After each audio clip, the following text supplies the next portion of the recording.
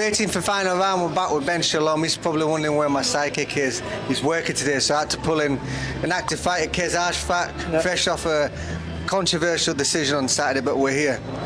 Now, let's start with this.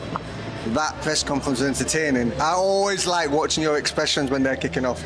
Yeah, but you know what? When you promote, it's worse when you promote both sides or you're involved, because you know you're going to get the blame if one of them says something that they don't like, and then there's so much ego is going on. But what I liked was Ivana Habazan coming out and sticking it on me, because reality is it has been too much about Lauren and Natasha. It has been a little bit unfair. Like, the reality is she's an established world champion. She's here for a reason. She's coming off her best wins. She's in the form of her life, and she believes she's going to win on Saturday night. There's something in her eyes that tells me that she's gonna do something on Saturday. Natasha's going to have to be at her very best. At the end of the day, it's collision course. The winners will fight the winners. Whether that's Ivana Habazan or Natasha Jonas, they'll go on to try and unify against Lauren or Betsy Mateus for that matter. So when you have three world champions in the same weight division, they're all, they all want to be the best. Natasha is the queen.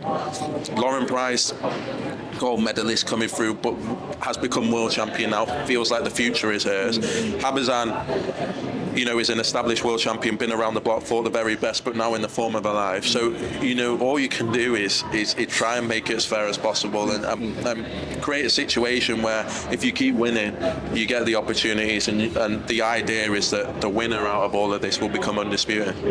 It's not easy. People at home, when we're interviewing people all the time, you got to really be careful your words. Like, we've had our first bad press. We won't go into it on camera. We had our first bad press. I'm like, Ellie, I'm going to say no. You know what I mean? It's really hard to please everyone, right?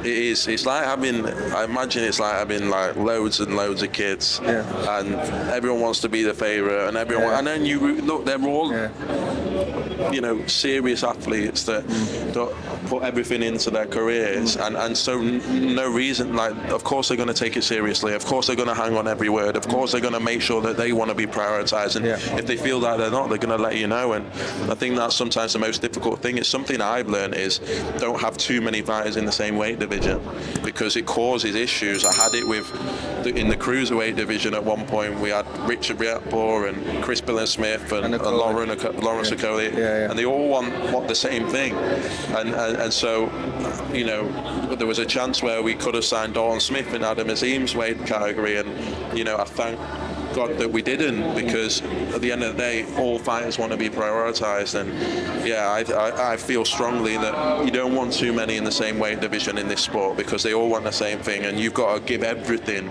You can't give everything to a fighter if you've got two or three others wanting exactly the same thing in the weight division. So you have to be careful what you say at times, careful what you do, and try and just be as fair as possible. You make a really good point, right? Because when I box, just like you're boxing now, right, I felt like, why is that person more favoured than me? Because I understand it from the fighter's perspective.